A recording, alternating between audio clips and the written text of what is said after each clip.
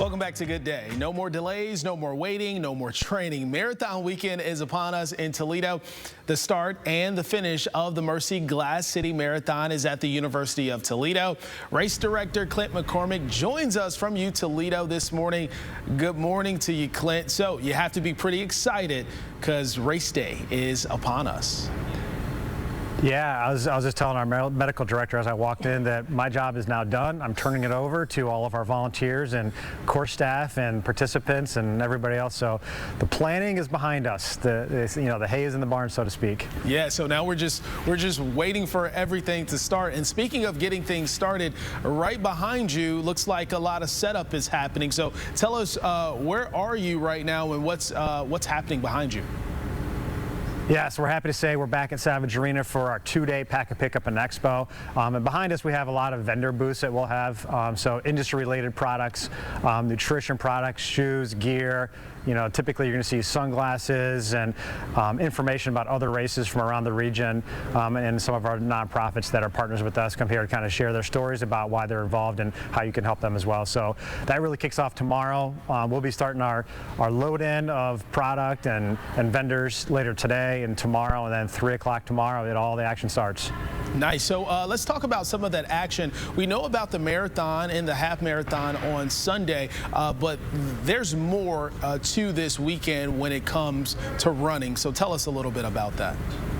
Yeah, so the weekend really kicks off with Saturday morning. We've got the Savage 5K. Pretty close to a record field this year, but spots are still open for those of you who've been waiting for the weather forecast. I guarantee you there's going to be asphalt under your feet, and we'll have some humidity, a little bit of warmth, no rain, right, is what I'm hearing.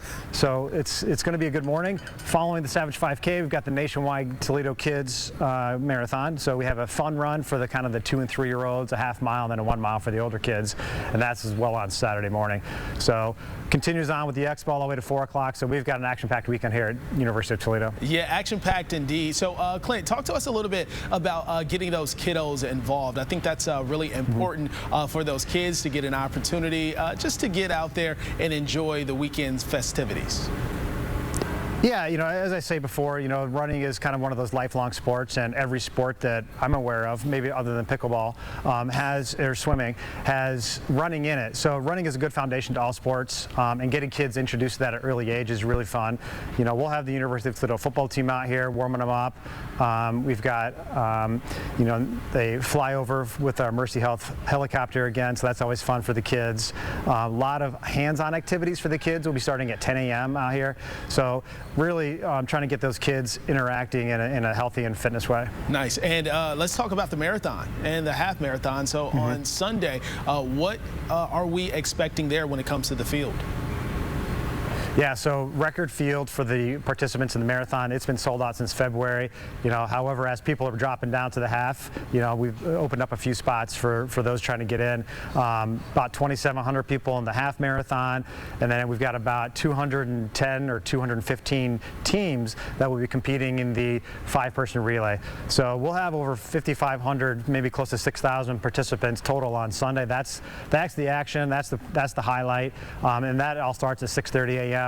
Runs around the University of Toledo, heads out through Old Orchard, Ottawa Hills, the Metro Parks, Sylvania, and then back down with a grand finish in the Glass Bowl Stadium.